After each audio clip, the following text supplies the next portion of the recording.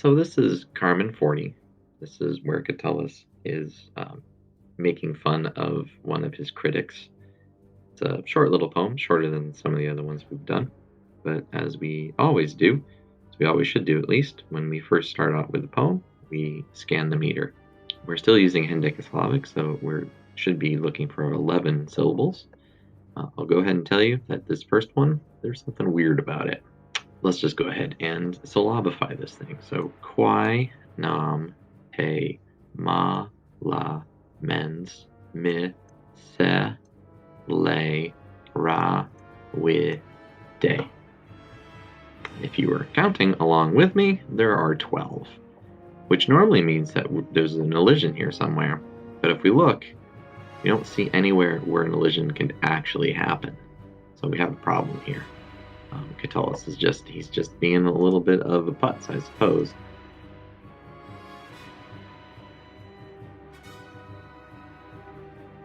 So what is really going on here is that he's giving us another dactyl at the very end. Can he do that? Yeah, sure he can. Quai nam te mala mens misel le ra we de. The next one should be fine. Let's find out. Yit, pri, ki, hi, tem, in, me, os, e, bos. Those two dots right there, it's not a mistake. It's letting us know that the I and the A are indeed separate letters, and they should be pronounced differently. It's not yambos, it's eombos. Oh. Let's count them. How many do we have? 1, 2, 3, 4, 5. Oh, we have too many. But that's okay. Here we actually do have a spot where we can have an elision. So praekipatin meos yambos. That's fine. Quis Deus tibi non bene advocatus. Whoops, there it is. And again, we have another problem, but not really. Yet again, we have a space for an elision. So ben advocatus, no problem. Quis Deus tibi non ben advocatus. There's that pattern again, right? This is hendecasyllabic. It's got a really nice beat to it. It's yeah, I don't know, it's one of my favorites. It's one that actually sounds like a beat.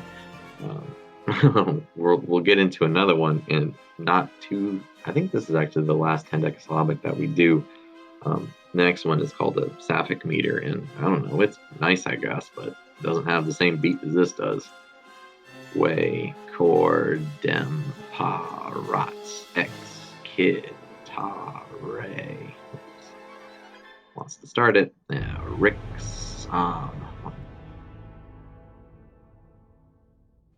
Way cordem parat ex citare rixam. An ut per ven ias in ora vulgi.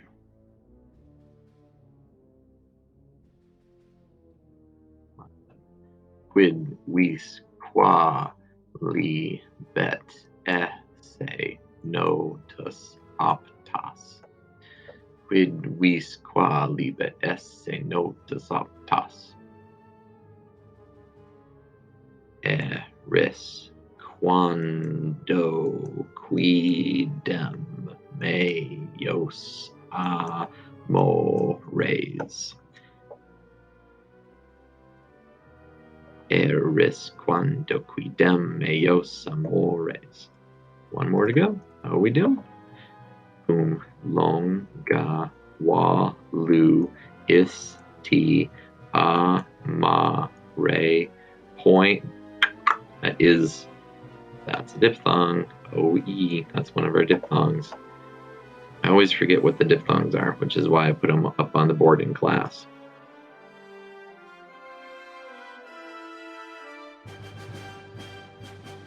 I think that's all of them. I can't remember.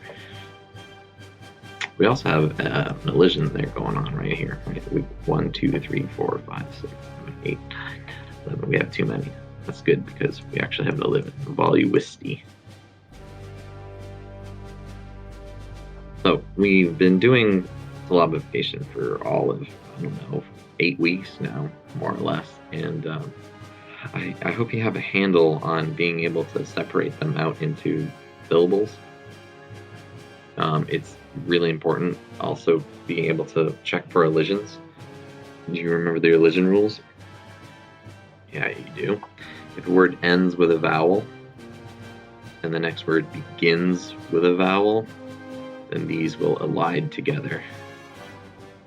If a word ends with one of those nasal sounds like A-M or E-M or U-M, and the next word begins with a vowel, those elide as well. Also, if the word begins with an H, because Romans didn't consider H to be a letter. It is, after all, just a breath, but we don't see H very much in Latin. That's what they'll do. They'll elide together, and this side over here, the left side, O's is the ones that cross out. One of the tasks I asked you to do earlier was to go through this and identify the nouns and the verbs. Right. This is a super important task. It's a Latin 1-2 task to be able to go through and identify what are nouns and how they're being used in a sentence.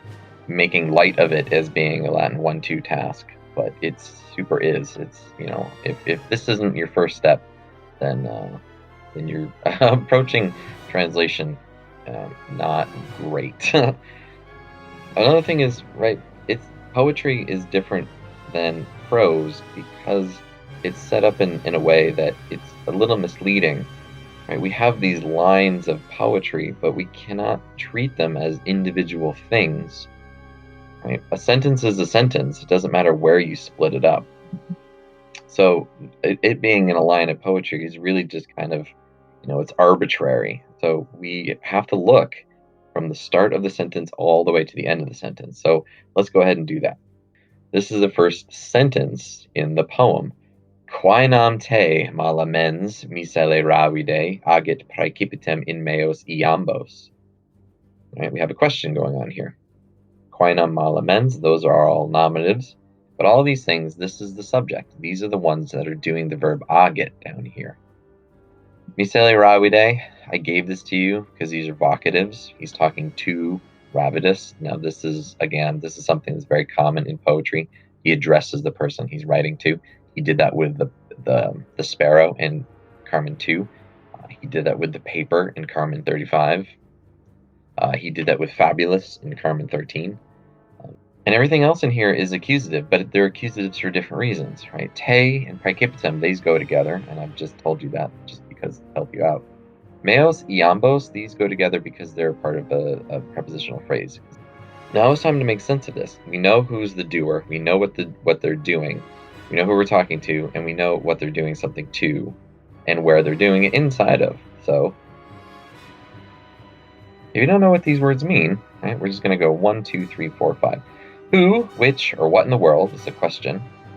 You, evil mind, poor little Ravidus drives headfirst into my poems. That's just word for word.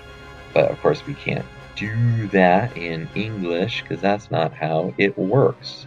So let's start with the subjects. Right? It's a question. Agit, drive or compel. Now we have the person who's doing it, rather we have the subject, we have what the subject is doing. Now we need the accusative, drives you. Oops. And why don't we put that vocative in there so we find out who you are.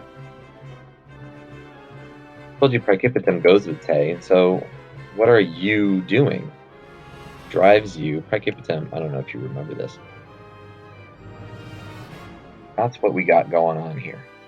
Whatever evil mind in the world drives you, poor little Ravidus, headfirst into my poems? What does he want to know? Let's try another one. Hopefully you've identified Deus and Abacatus as being nominatives. Tibi here is a dative. Right. Way cordum and rexum are both given to you as what they mean over here, but obviously they're accusatives. In parat and excutare, we have some verbs over here. So we have who's doing it, which god. Yeah, we have something not well suited for him, I suppose. Then we have a senseless brawl, and we have the verbs. So subject, verb, object, and some other information in here. So let's move Miss Juno over here and find out what these words mean. So which, quis means which. It normally means who, but we're talking about which god, so it'd be weird to say who god. God could be to or for you, not. Oh, these are backwards, my bad. Bene means well.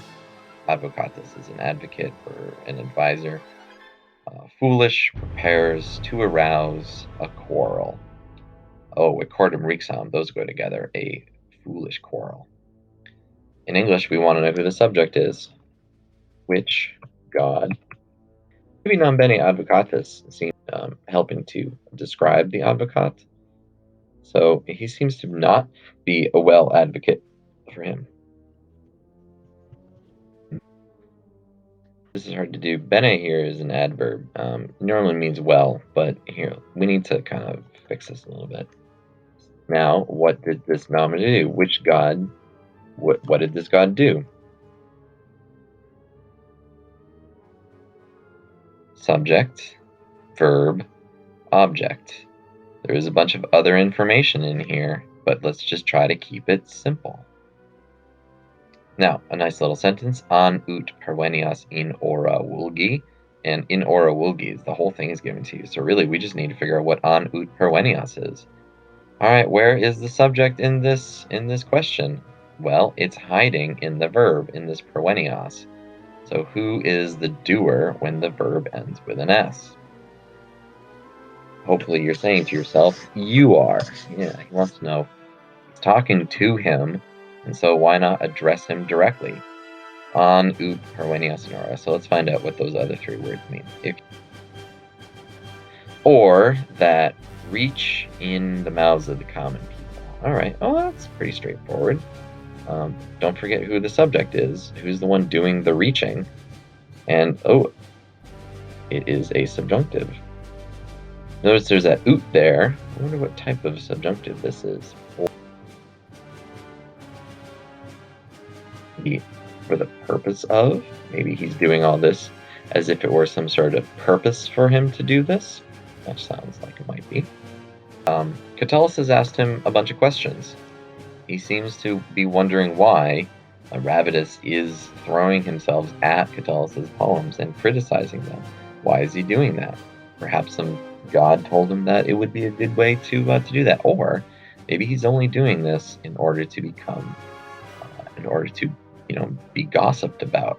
Two more questions. Quid vis? Qualibet esse notus optas? All right, again, fairly simple. It's very straightforward. Quid is a good question word. Vis is an old word from Latin one. Optas, there's another verb for us. Esse is, easy. Quid means what? Vis means want. Qualibet is over here. Any way you want or anyhow you want.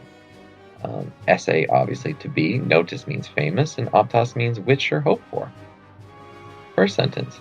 Quid vis? Qualibet. I can't put that first. Any way you want to be famous, optas. Again, what is my subject here? Could it be notice?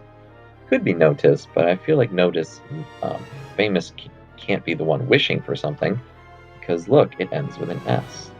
So it must be you wish for. By taking on Catullus, Catullus thinks that he's doing this only to make himself something worthy of being talked about. All right, so we have a bunch of questions. Let's wrap this thing up. Eris, quando quidem meos amores, cum longa valuisti amare poena. Yet again, I seem to be missing a subject. But yet again, the subject is the person we're talking to. Eris is a verb, ends with an S. Valuisti is a verb, ends with isti.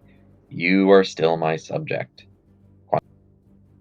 Meos amores is accusative. They must be the object of valuiste amare. And then we have a nice little prepositional phrase with an ablative, cum longa poena. So, eris, it comes from esse. tends to has this I sound in it. Since my loves with long wanted to love punishment. So we're gonna have to do a little wordsmithing in order to make this make sense. I'm gonna try two different things because it's unclear what that longa poina goes with. By its placement, it seems to suggest that it is, since it's circling voluiste amare, it seems to suggest that it has an impact on this over here. However, it can be translated a different way. So let's try it. First way. Eris means since you, right? You are the subject. Let's give a verb that you did since you wanted. Love. Again, accusative. What does he want to love? My lovers.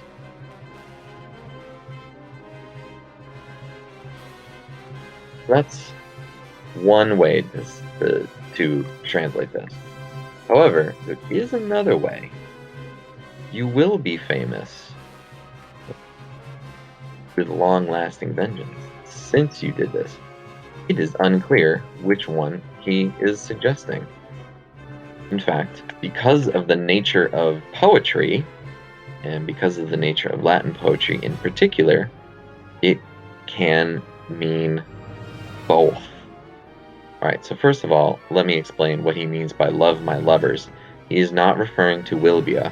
What he's referring to is poetry.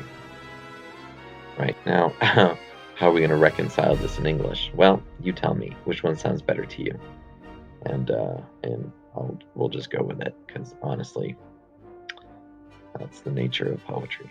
Alright, I've rambled on long enough, so I'm just going to go ahead and cut and run. And I hope this made sense. It's a short little poem, but it's a tough one. Well, I'll see you in the next one. Wally.